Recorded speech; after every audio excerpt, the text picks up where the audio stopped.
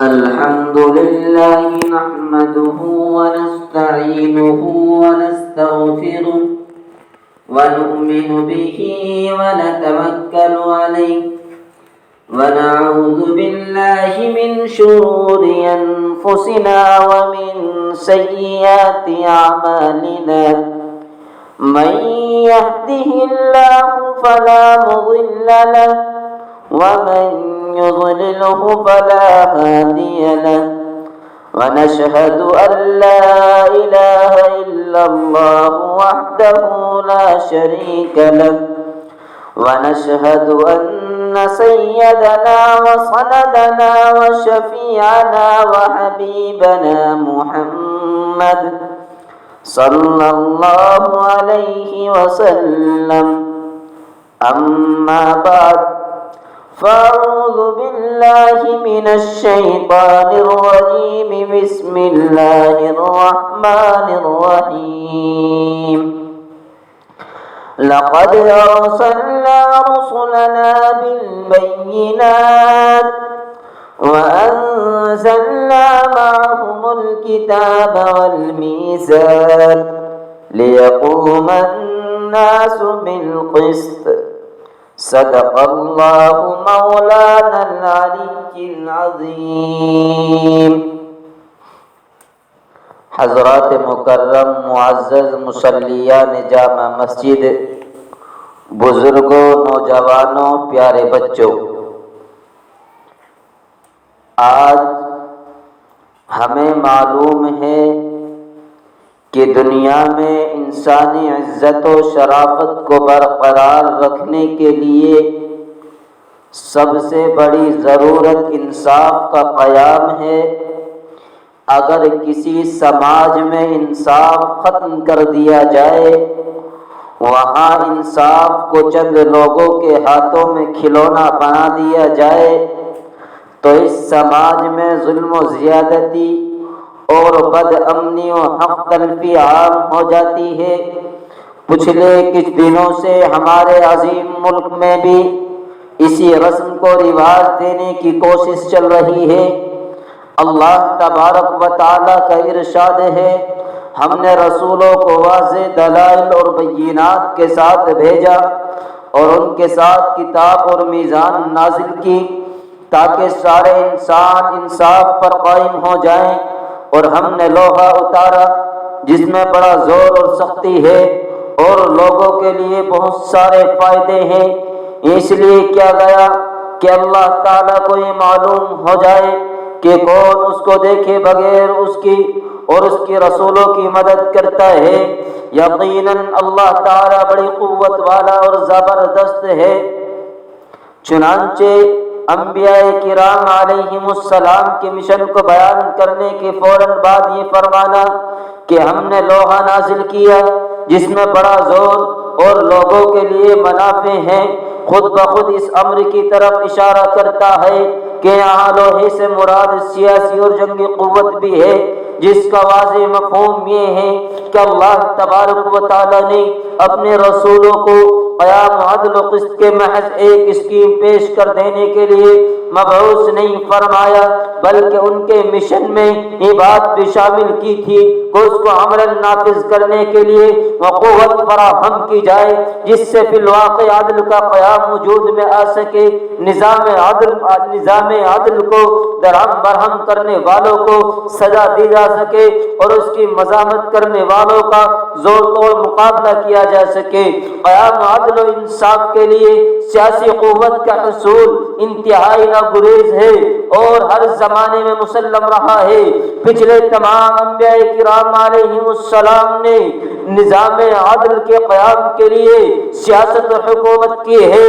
حضرت داؤد علیہ السلام، حضرت سلیمان علیہ السلام، حضرت ابراہیم علیہ السلام، حضرت یوسف علیہ السلام اور حضرت موسیٰ علیہ السلام کی زندگیاں اس زاویے سے بہت نمایاں نظر آتی آتی ہیں. خود نبی آخر الزمان تاجدار مدینہ کملی والے مصطفیٰ محمد الرسول اللہ صلی اللہ علیہ وسلم نے مدینہ طیبہ کو عدل و انصاف کی آماج کا بنانے کے لیے بہترین سماجی نظام قائم فرمایا تھا، اور اسی نظام کو خلفائے راشدین نے آگے بڑھایا تھا.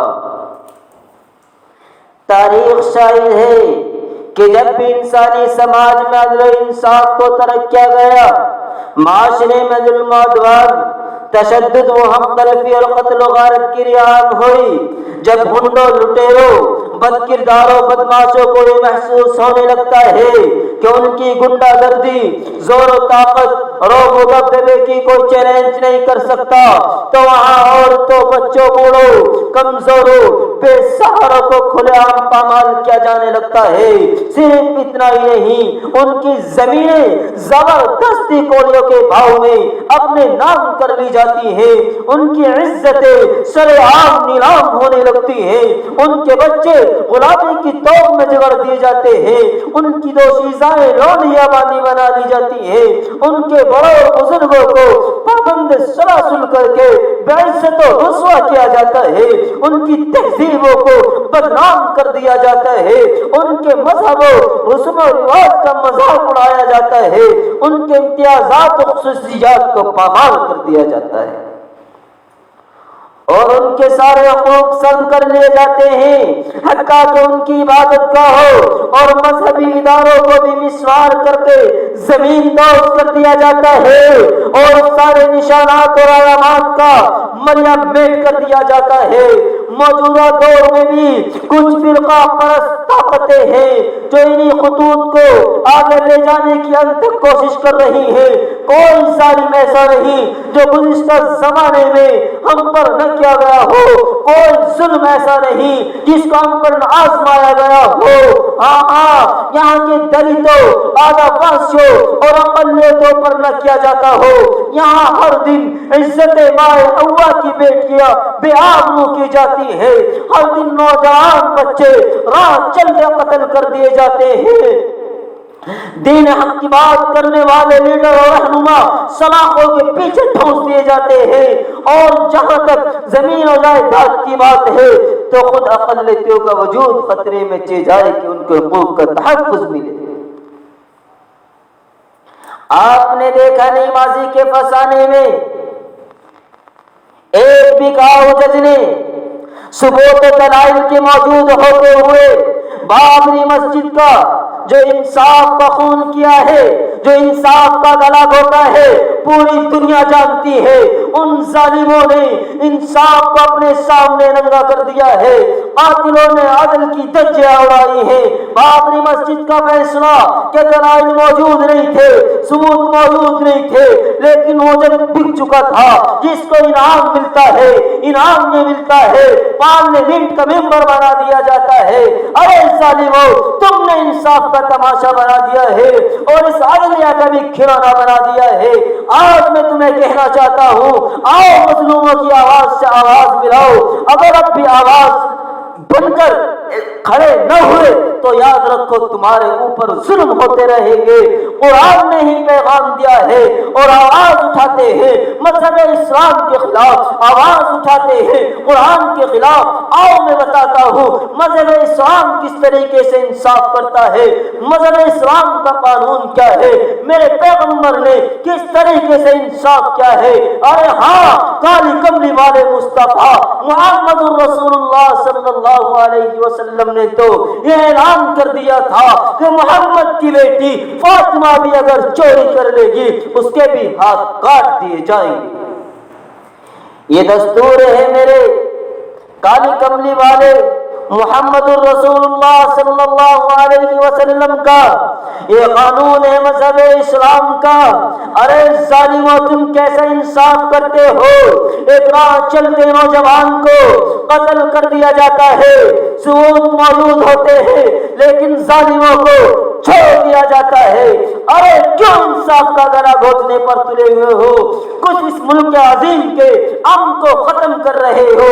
ارے مذہب اسلام تو آن کا پیغام دیتا ہے، مذہب اسلام تو محبت کا پیغام دیتا ہے، تم لوگ تو امن کے دشمن ہو، تم لوگ تو اس محبت کو ختم کرنا چاہتے ہو، لیکن آؤ میں بتاتا ہوں مذہب اسلام کیسے انصاف کی بات کرتا ہے، کیسے اپنے تحفظ کی بات کرتا ہے۔ حضرت عمر فاروق رضی اللہ تعالی عنہ امیر المومنین ہیں، دو نوجوان آپ کی عدالت کے اندر آتے ہیں، ایک نوجوان مقدمہ دائر کرتا ہے اور یہ کہتا ہے اے امیر المومنین، اس نے میرے باپ کو قتل کر دیا ہے، یہ میرے باپ کا قاتل ہے۔ چنانچہ امیر المومنین نے اس نوجوان کی طرف دیکھا اور اس سے مخاطب ہوئے، اے نوجوان، کیا یہ نوجوان صحیح کہتا ہے؟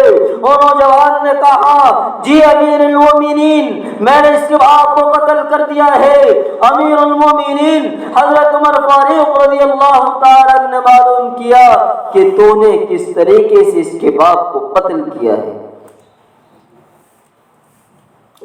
اس نوجوان نے کہا کہ اس کا باپ اپنے اونٹ کو لے کر کے میرے کھیت کے اندر گھس گیا، میں نے منع کیا، وہ زور زبردستی کرنے لگا، میں منع کرتا رہا، وہ نہیں رکا، باز نہیں آیا، میں نے پتھر اٹھایا، پتھر اٹھا کر کے جو مارا اس کے سر پہ لگا، اس طریقے سے وہ قتل ہو گیا، وہ چاپاک ہو گیا۔ چنانچہ اس نے قتل کا اعتراف کر لیا۔ چنانچہ حضرت امیر المؤمنین حضرت عمر فاروق رضی اللہ تعالی عنہ نے یہ فیصلہ سنایا، کتب علیکم القصاص فی القتل، کہ قتل کے بدلے میں قتل کیا جائے گا، قصاص کے بدلے قصاص ہے۔ اگر کسی نے کسی کو قتل کر دیا تو جان کے بدلے میں جان لی جائے گی۔ چنانچہ فیصلہ ہوتا ہے عمر کی عدالت سے، فیصلہ ہوتا ہے شریعت کی عدالت سے، فیصلہ ہوتا ہے مذہب اسلام کی عدالت سے کہ تیری بھی سزائے موت ہے۔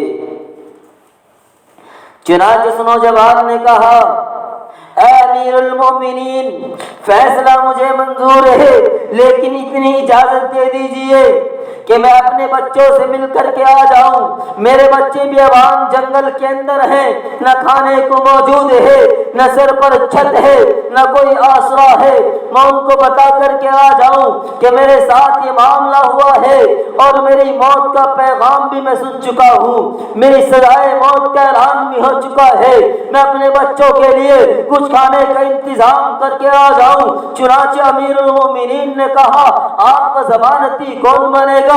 وہ نوجوان مجمع کی طرف مخاطب ہوتا ہے، مجمع کی طرف دیکھتا ہے، بڑی نم آگے ہیں لیکن سب نے اپنے چہرے کو نیچے کر لیا ہے، اس لیے کہ کوئی جانتا نہیں ہے کہاں کا رہنے والا ہے، کس جگہ کا رہنے والا ہے، کس قبیلے سے اس کا تعلق ہے، کس خاندان سے اس کا تعلق ہے، وہ جانتا نہیں ہے۔ چنانچہ جب یہ دیکھتا ہے کوئی ضمانتی بننے کے لیے تیار نہیں ہے، امیر المؤمنین نے کہا تیرا تو کوئی ضمانتی بننے کے لیے تیار نہیں۔ چنانچہ پھر مجمع کی طرف مخاطب ہوئے، امیر المؤمنین نے کہا کیا کوئی اس کا ضمانتی بن سکتا ہے؟ وہ نوجوان پھر دوبارہ مجمع کی طرف اپنی نم آنکھوں سے دیکھتا ہے اور دیکھنے کے بعد کہتا ہے کہ کوئی میرا ضمانتی نہیں بن سکتا، اس کی آنکھوں سے آنسو ٹپک رہے ہیں۔ چنانچہ ایک صحابی رسول جن کا نام حضرت ابو ذر غفاری رضی اللہ تعالی عنہ ہے، انہوں نے اپنے چہرے انور کو اوپر کی طرف اٹھایا، اس نوجوان کی طرف دیکھا اور دیکھنے کے بعد یہ کہا اے امیر المؤمنین، اس کی ضمانت میں لیتا ہوں، اس کا ضمانتی میں بنتا ہوں۔ چنانچہ حضرت عمر فاروق رضی اللہ تعالی عنہ اس کی طرف مخاطب ہوئے، اے ابو ذر کیا بات کہہ رہے ہو؟ تم جانتے ہو اس کا تعلق کس قبیلے سے ہے، کس خاندان سے ہے، کہاں کا رہنے والا ہے، کیا جانتے ہو؟ اور کس چیز کی ضمانت لے رہے ہو؟ درہم کی بات نہیں ہے، دینار کی بات نہیں ہے، زمین و جائیداد کی بات نہیں ہے، کسی چیز کی بات نہیں ہے، یہاں تو گردن کی بات ہے، اگر یہ وقت پر نہیں آیا تو آپ کی گردن اڑا دی جائے گی۔ اے ابو ذر غفاری، یقیناً اگر آپ ہی نہیں آیا تو ہم آپ کی گردن کو اڑا دیں گے اور آپ کے جانے کا ہمیں صدمہ بہت ہوگا۔ یہ ہے مذہب اسلام اور ظالموں تم مذہب اسلام کو بدنام کرنا چاہتے ہو۔ آج کچھ فرقہ پرست طاقتیں اور خاص طور سے ایک ملعون ہے جس کا نام وسیم رضوی ہے، وہ ملعون جو بدنما داغ ہے، انسان کے نام پر ایک دھبا ہے، ایک کلنگ ہے، ظالم ہے، وہ کیا جانتا ہے اسلام کے بارے میں؟ آئے میں بتاتا ہوں، تو یہ چیلنج کرتا ہوں، مذہب اسلام ایک امن کا مذہب ہے۔ مذہب اسلام امن کا پیغام دیتا ہے، شانتی کا پیغام دیتا ہے، محبت کا پیغام دیتا ہے۔ ابو ذر غفاری رضی اللہ تعالی عنہ نے اس کی ضمانت اپنے ذمہ لے لی ہے، اس کو چھوڑ دیا جاتا ہے، 3 دن کی مہلت دی گئی ہے۔ چنانچہ 3 راتیں گزر چکی ہیں، تیسرا دن ہے، شام کا وقت ہے، سزا کا وقت آ چکا ہے، سورج غروب ہونے والا ہے۔ ابو ذر غفاری مجمع کے اندر موجود ہے، سب دیکھ رہے ہیں کہ وہ جوان نہیں آیا، تو حضرت ابو ذر غفاری رضی اللہ تعالیٰ عنہ کی گردن اڑا دی جائے گی۔ امیر المومنین بھی بڑے سر جھکائے ہوئے بیٹھے ہوئے ہیں۔ اے ابو ذر غفاری، تو نے کیا کر دیا؟ تو نے کیا کر دیا؟ تو جانتا بھی نہیں ہے وہ نوجوان کون ہے، اور تو نے اس کی ضمانت اپنے ذمہ لے لی۔ چنانچہ چند لمحے سورج کے غروب ہونے میں باقی ہیں، وہی نوجوان مجمع کو چیرتا ہوا نکل کر آیا اور آگا کر کے کہتا ہے، اے امیر المومنین، میں حاضر ہوں، آپ جو چاہے سزا دے دیجیے، آپ میری گردن اڑا دیجیے، ابو ذر غفاری کو چھوڑ دیجیے، میں آ چکا ہوں۔ چنانچہ ابو ذر غفاری رضی اللہ تعالیٰ عنہ کی طرف امیر المومنین حضرت عمر فاروق رضی اللہ تعالیٰ عنہ مخاطب ہوتے ہیں، اور مخاطب ہو کر کے کہتے ہیں، اے ابو ذر، تو نے کس چیز کی وجہ سے اپنے ذمے اس کی ضمانت لی تھی؟ کس وجہ سے تو اس کا ضمانتی بنا تھا؟ ابو ذر نے کہا، جب اس نے مجمع کی طرف دیکھا، میں نے اپنا چہرہ اوپر اٹھایا تو میں نے اس کے چہرے کے اندر دیکھا کہ مومن کی علامتیں اس کے چہرے سے تبک رہی تھی، اور میرے دل کے اندر یہ خیال آیا ہے کہ جو مومن ہوتا ہے وہ کبھی جھوٹ نہیں بولا کرتا، اس لیے میں نے اس کی ضمانت لے لی۔ چنانچہ جب یہ معاذرہ آیا ہے تو نوجوان جو اپنے قاتل کے باپ کو، اپنے باپ کے قاتل کو معاف کرنا نہیں چاہتا تھا، جس نے یہ کہہ دیا تھا کہ میں اپنے باپ کے قاتل کو معاف نہیں کر سکتا، اس نوجوان نے کہا، امیر المومنین رک جائیے۔ جب حضرت ابو ذر غفاری رضی اللہ تعالیٰ عنہ ایک مومن کا چہرہ پڑھ کر کے اور اس کے مومن ہونے کی گواہی دے رہے ہیں، تو میں کیسے ایک مومن کو معاف نہیں کر سکتا؟ جاؤ یہ پیغام دے دو آنے والی تک انسانیت کے لیے کہ مذہب اسلام ابو ذر غزر کا معاملہ کرتا ہے، مذہب اسلام امن کا پیغام دیتا ہے، مذہب اسلام محبت کا پیغام دیتا ہے، مذہب اسلام یہ نہیں سکھاتا کسی بھی عبادت گاہوں کو شہید کر دو، کمزوروں کے ساتھ ظلم کیا جائے، کمزوروں کے ساتھ ستایا جائے، ماں بہنوں کی عزتوں کو تار تار کیا جائے، انصاف کا گلا توڑ دیا جائے۔ آج کی حکومت یہی کر رہی ہے۔ خوب تائرانہ نظر ڈالو، بابری مسجد کا معاملہ 9 نومبر کو ہمارے سامنے آیا، دلائل موجود ہیں، لیکن ظالموں نے انصاف کا خون کر دیا۔ ارے مجرم ہم ہیں، قصوروار ہم ہیں، ہم چپ بیٹھ گئے، ہمارے اندر سے جو خون ہے وہ گرم نہیں ہوا، وہ نہیں کھولا، ورنہ ظالموں کی کیا طاقت تھی، وہ انصاف کا گلا گھونٹ دیتے۔ اگر ہم اسی طرح سے اپنی آواز کو بلند نہیں کریں گے، ظلم سہتے رہیں گے، تو یاد رکھو ہمارے اوپر اور ظلم کی جائے گی۔ تو ضرورت ہے ناانصافی کے خلاف اپنی آواز کو بلند کرنے کی۔ میں یہ نہیں کہتا کہ صرف مسلمان کا ساتھ دینا ہے، نہیں، بلکہ دنیا کے اندر کسی بھی مذہب سے تعلق رکھنے والا ہو، کسی بھی مذہب کے ماننے والا ہو، اگر اس کے ساتھ نا انصافی ہوگی تو ہم اسی کے بازو سے بازو ملا کر کے کھڑا ہونا ہے، ہمیں مظلوم کا ساتھ دینا ہے اور ظالموں کو کیفر و کردار تک پہنچانا ہے۔ یہ ضرورت ہے وقت کی، یہ ضرورت ہے وقت کی۔ وقت ہم سے کہہ رہا ہے اور ہمیں بلا رہا ہے کہ آؤ تمام لوگ مل جاؤ، تمام مذاہب کے ماننے والے ایک پلیٹ فارم پر جمع ہو جاؤ اور ظالموں کو ان کے کیفر و کردار تک پہنچاؤ۔ جو ظالم انصاف کا گلا گھونٹ رہے ہیں، جو ظالم عبادت گاہوں کو مسمار کر رہے ہیں، جو ظالم ماؤں بہنوں کی عزتوں کو تار تار کر رہے ہیں، جو ہمارے بچوں کو راہ چلتے قتل کرتے ہیں، ان ظالموں کو کیفر کردار تک پہنچانے کے لیے تیار ہو جائے۔ یہ ضرورت ہے وقت کی اور مظلوموں کے ساتھ کھڑا ہونے کی اور حکومت کو بتانے کی کہ ہم اتنے کمزور نہیں ہیں، کہ ہمارے بازوں کے اندر اتنی طاقت تو ہے کہ ہم آپ کا مقابلہ کر سکیں۔ اللہ تعالیٰ مجھے بھی اور آپ کو بھی کہنے سننے سے زیادہ عمل کی توفیق عطا فرمائے اور انصاف سے لڑنے والوں کا ساتھ دینے والا بنائے، اور انصاف کرنے کے لیے اپنی آواز کو بلند کرو، انصاف کے لیے لڑو، چاہے کچھ ہو جاؤ۔ اگر نا انصافی پر ہمارے والدین بھی ہمارا مقابلہ کرے تو ان کے بھی سامنے آ جاؤ، کیونکہ میرے اللہ کا پیغام یہی ہے کہ اگر تمہارا باپ بھی ظالموں کے ساتھ ہے، جھوٹی گواہی دے رہا ہے، تو اس کی طرف نہ جانا بلکہ گواہی دینا اور سچی گواہی دینا۔ اگرچہ تمہارے مقابلے میں تمہارے ماں باپ ہو، تمہارے رشتہ دار ہو، کوئی بھی ہو، فقیر ہو یا امیر ہو، کسی کو نہیں دیکھنا ہے بلکہ حق کا ساتھ دینا ہے، انصاف پسند لوگوں کا ساتھ دینا ہے۔ اس کا تعلق مت دیکھنا کس مذہب سے اس کا تعلق ہے۔ اللہ تعالیٰ مجھے بھی آپ کو بھی کہنے سننے سے زیادہ عمل کی توفیق عطا فرمائے۔ آمین۔ وآخر دعوانا الحمدللہ رب العالمین۔